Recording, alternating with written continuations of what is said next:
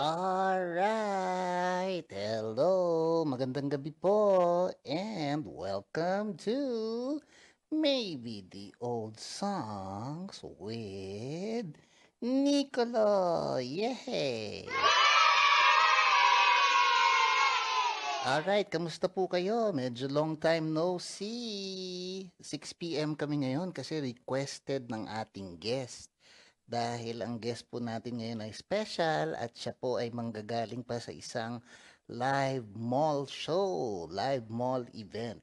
Kaya wala pa po siya sa stream, kaya hintay-hintayin po natin. Pero habang hinihintay natin, I'm sure you all remember our past guest. Last time po, we had Mr. Joseph Isles. Uy, medyo may katagalan na, May 15. Wednesday, 6 p.m. Ay, 6 p.m. din para si Bro Joseph. Oo, last time. So, tamang-tama, dalawang beses na tayo nag 6 p.m. Pero we cannot extend until 7 kasi alam niyo naman, may gawain tayo, di ba? So, yan po ang guest natin noong nakaraan, May 15, Joseph Isles. Ang guest po naman natin ngayon ay walang iba kundi si Miss Mia Japson. Oo, oy, nako, isa pong napakagaling na singer. And she will be joining us in a little while. Right now ay pauwi pa lang siya. Alam niyo ba kung bakit wala pa siya? Kasi po kanina-kanina lang. Parang sabi ng kisap mata yung ano ba 'yon? Tito Nganlu, yung kanina lang. Ayan po, kani-kanina lang po yan nangyari sa Robinsons Mall. Ayan, mamaya pag-usapan natin yan pag andyan na siya. Right now, wala pa siya, kaya kwentuhan muna tayo. Alright, habang hinihintay natin yung guest natin, let's post some comments. Nash Valdenor, hi po, hi Nash. Kamusta? Sabi ni Nash, shout out po. Shout out Nash. Hello. Sabi naman ni Drew Samora, shout out po Sir Juan Lu and his puppets. Hi Drew. How are you? Kamusta ka? Alright, teka muna, ayusin ko lang yung settings ko ha. Ayan. Kasi andyan na ang guest natin. All right, let me check if she's ready. Turn on your camera if you're ready. Hindi pa. Sige, sige. Mag-ready ka muna dyan. Habang nagre-ready ang guest natin, kamustahin muna natin itong mga nagpapa-shoutout. Hi, Drew Zamora. Where are you from, Drew? Let me know. Ayan. Kung mahilig ka sa mga kanta-kanta, yan, nako. Nako, you're in for a special treat kasi ang guest natin ngayon ay magaling na singer. Pakita ko ulit sa inyo yung poster natin ha. Ayan. Mia Japson with a special song na composed mamaya natin pag-usapan, mamaya natin pagkwentuhan yan. Pero dalawa ang kakantahin niya, kaya ready na kayo ha. Alright, sabi naman ni Nash, ang pogi mo po, Juan Lu and his puppets. Ay, hindi si Tito Juan Lu pogi. Ako, my name is Nicolo. Hindi ako si Tito Juan Lu. Si Tito Juan Lu, hindi pogi yun. Alright, let me know if you're ready. Thumbs up lang ha. If you're ready, Miss Mia. Okay? Okay.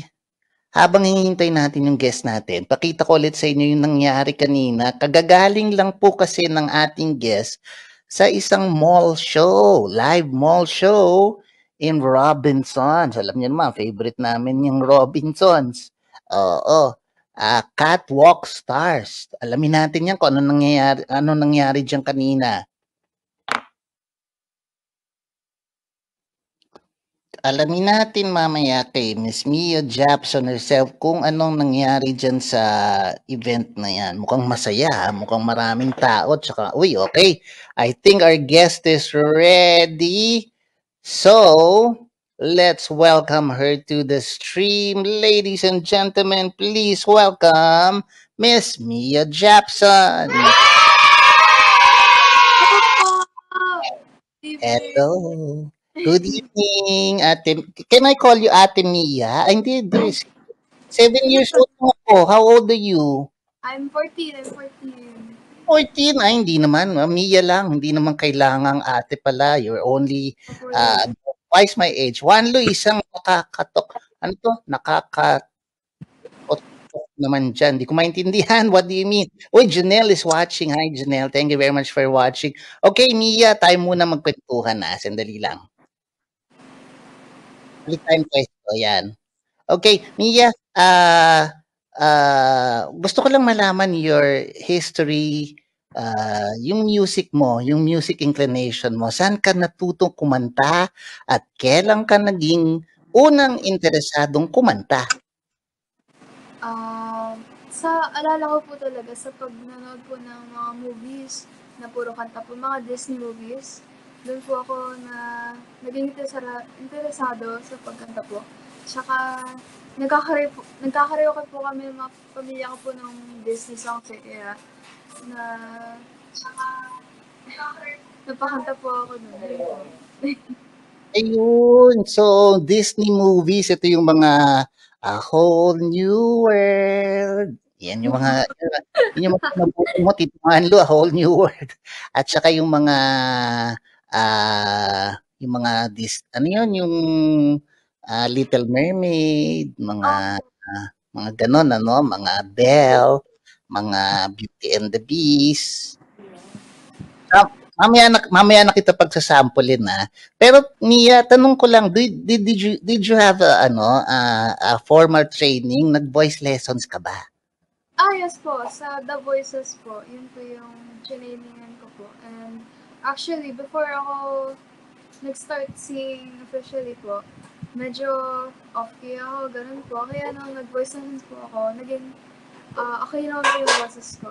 Maybe, baka sa tingin ng ibang tao may kailangan pa i-adjust. So, sana masabi. Sana Ah, ma...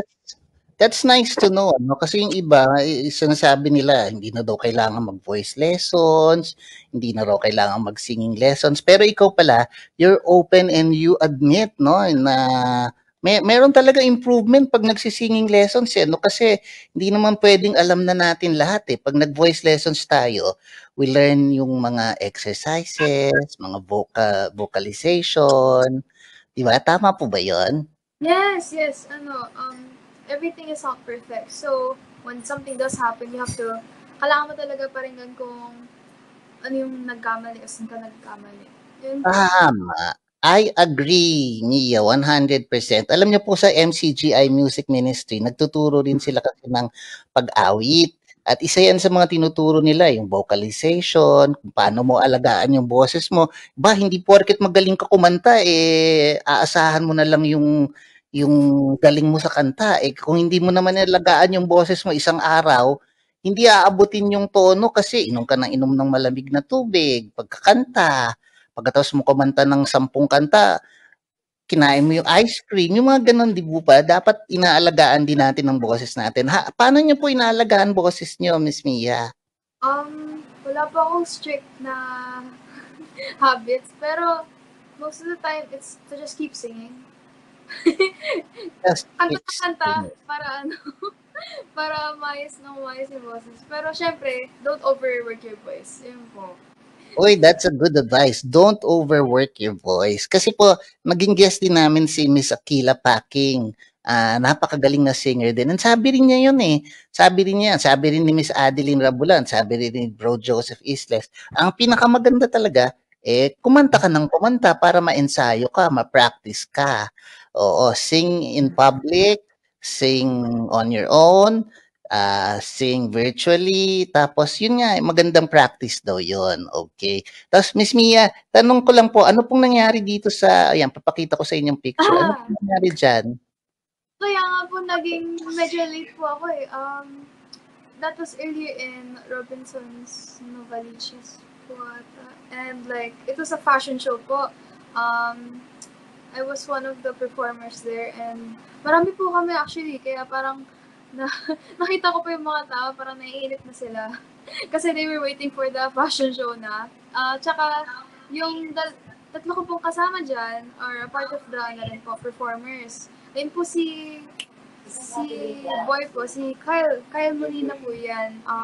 Ano rin po siya, like me, a Benny Saturno contract artist, he has a song under Benny Saturno din po that's coming out. So, sana po mapakinggan nyo rin po at saka magustuhan nyo rin.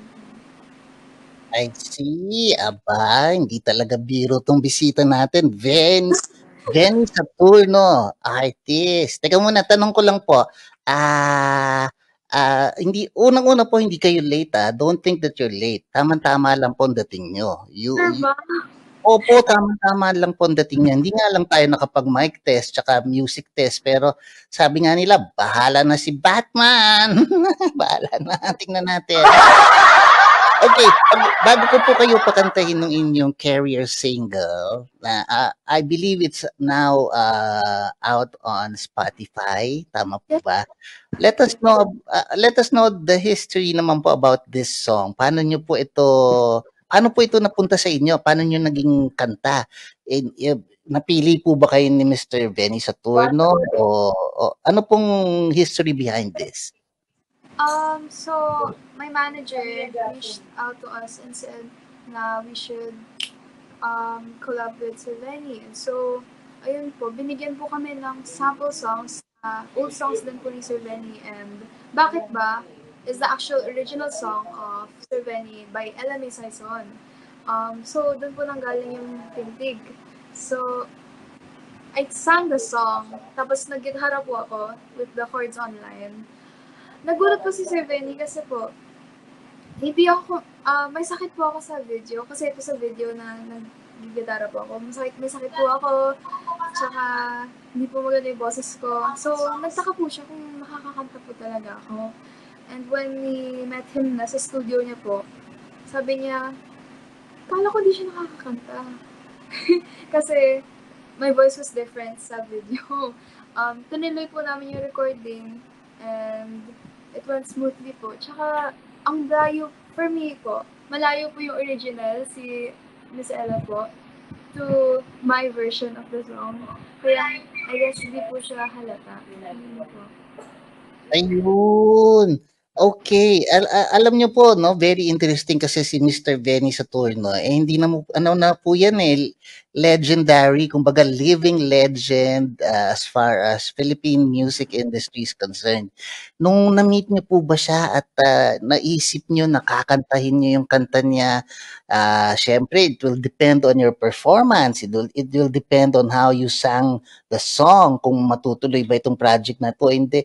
Siyempre na-imagine ko lang Mia, hindi ano pressure ba 'yun, pressure? Pressure. Mm. Gets ko po yung pressure, pero I don't think na pressure po ako. I really had fun kasi in the end, music po siya. And I really enjoy music so much. And Wow. yeah, Alam niyo po nakakatuwa po, that's so inspiring, that's so inspiring kasi ako kanina ini-imagine ko, "Uy, pupunta tayo kay Mr. Venny Saturno kakantahin natin yung isang kanta niya, ah, depende sa paano natin kantahin kung matutuloy 'tong project na 'to o hindi." So, ang pressure nun grabe. Pero kayo, very inspiring. I hope all of you are watching must be inspired by Miss Mia na sabi niya, well, alam ko yung pressure pero inisip ko music ito, music. Dapat talaga ang music nakaka-inspire, nakakatuwa at, tama po. Ba't natin isipin yung pressure kung para sa atin, 'di ba, Mia? po. Like, if you love something, don't get pressured by it. Right. That's very nice po and very well said and sana matutunan natin 'yang mga kababayan. Teka muna, may mga comments tayo basahin natin, alam mo naman. Sabi ni June Tuason, "Uy, parang kilala ko 'to, Salamat po sa Diyos sa pagkakataon." Ayan. Naku, kami po ang nagpapasalamat sa Diyos dahil kami po ay napaunlakan niyo na, maging guest namin si Miss Mia. Miss Mia, when you were singing your career single for the first time, kasi ang pagkanta kailangan niya may feelings, 'di ba? Naka-relate po ba kayo dun sa kanta? No. Pero sa, pag-load ng mga cartoon, ng mga teleserye, syempre, ma, i-imagine mo na yun, or ma-internalize mo na yung feeling ng, story ng kanta. Yun po. Right. Okay, Miss Na-imagine. Mia. Miss Mia, I hope you don't mind kasi we don't have enough time eh. Kasi alam mo naman, 7 p.m. meron tayong gawain eh. Alam mo naman yun, sinabi siguro sa inyo ng mami niyo tsaka daddy niyo. So, you prepared 2 songs for us, tama po ba? Yes po. Alright, are you ready to sing your first? Ay, teka, may comment.